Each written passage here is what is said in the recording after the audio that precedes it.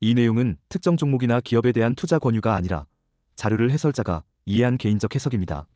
모든 투자 판단과 그에 따른 책임은 전적으로 본인에게 있습니다.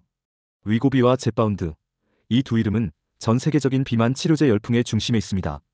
놀라운 체중 감량 효과로 시장을 뒤흔들었지만 이들 거대 제약사들은 신약 개발 성공 이후 또 다른 거대한 장벽에 부딪혔습니다.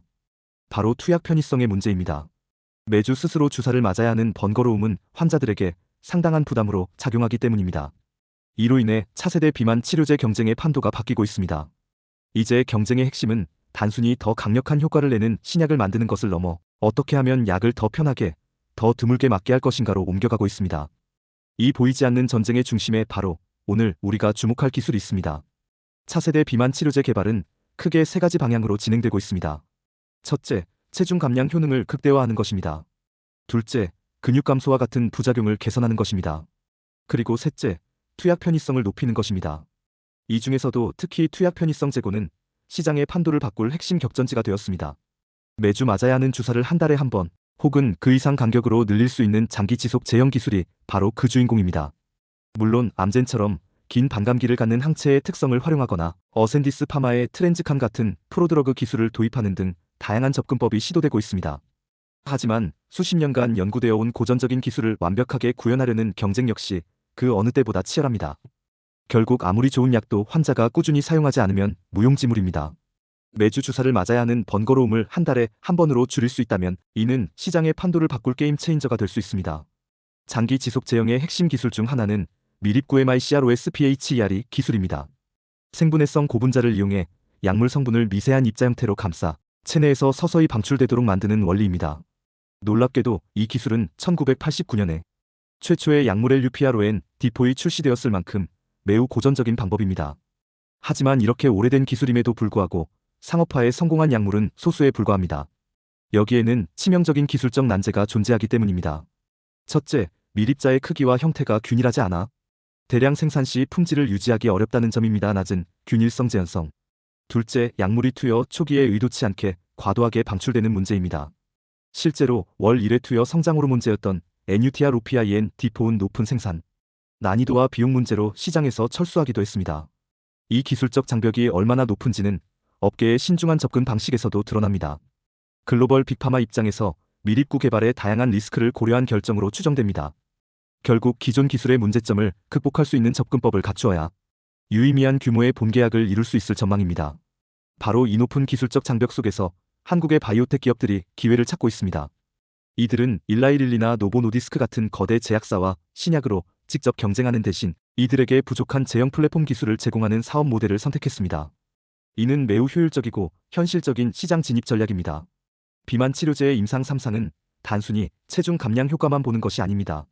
시장 경쟁력 확보를 위해 심혈관 질환 등 동반 질환을 갖는 환자 대상의 추가적인 효능, 확인이 필요한 적응증의 특징 때문에 천문학적인 비용과 시간이 소요됩니다.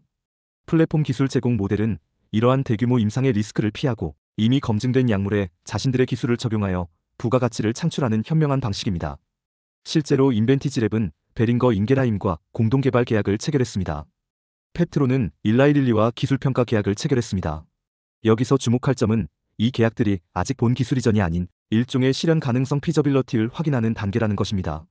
이는 미립구 기술의 높은 리스크 때문에 글로벌 제약사들이 얼마나 신중하게 접근하는지를 보여줍니다. 동시에 2단계를 통과한 기술이 얼마나 큰 가치를 지닐 수 있는지를 암시합니다. 해답은 0.5%의 오차를 잡는 정밀함에 있었다. 그렇다면 한국 기업들은 어떻게 수십 년간 이어진 미립구 기술의 한계를 극복하고 있을까요? 그 해답은 인벤티지랩의 독자적인 플랫폼 기술인 IVL-DRUGFLUIDIC에서 찾을 수 있습니다. 기존의 전통적인 유화 이멀션 방식이 단순히 두 액체를 섞어 교반하며 불규칙한 입자를 만드는데 그쳤다면 이 기술은 차원이 다른 접근법을 택했습니다. 이 기술은 미세유체 MICROFLUIDICS 방식을 기반으로 합니다. 기존 기술의 단점이었던 대량 생산의 한계를 3,000개의 다중 채널을 집적한 프로세서로 극복했습니다. 이를 통해 지름 150의 소형 칩 하나로 연간 150만 바이알이라는 대규모 생산이 가능해졌습니다. 이 기술의 핵심은 각 채널에 흐르는 유체의 속도 편차를 0.5% 이내로 최적화하는 정밀 제어에 있습니다. 바로 이 균일성 덕분에 고질적인 문제였던 초기 과다 방출을 해결할 수 있었습니다. 또한 원하는 기간 동안 안정적인 혈중 약물 농도를 유지할 수 있게 되었습니다. 소스의 PK 프로파일 그래프에서 볼 수 있듯 기존 기술은 주사 직후 혈중 농도가 위험할 정도로 급등하는 초기 과다 방출을 보입니다. 반면 인벤티지랩의 기술은 이 폭주를 제어하고 안정적인 치료 농도를 부드럽게 유지하는 이상적인 곡선을 그립니다. 지금까지 살펴본 것처럼 글로벌 비만 치료제 시장의 혁신은 단순히 새로운 약물을 개발하는 데서 그치지 않습니다. 그 약물을 인체에 효과적으로 전달하는 플랫폼 기술이라는 예상치 못한 영역에서 일어나고 있습니다. 모두가 화려한 신약 후보 물질에만 주목할 때 누군가는 1980년대에 낡은 기술을 파고들었습니다. 그리고 미래의 시장의 판도를 바꿀 열쇠를 찾아냈습니다.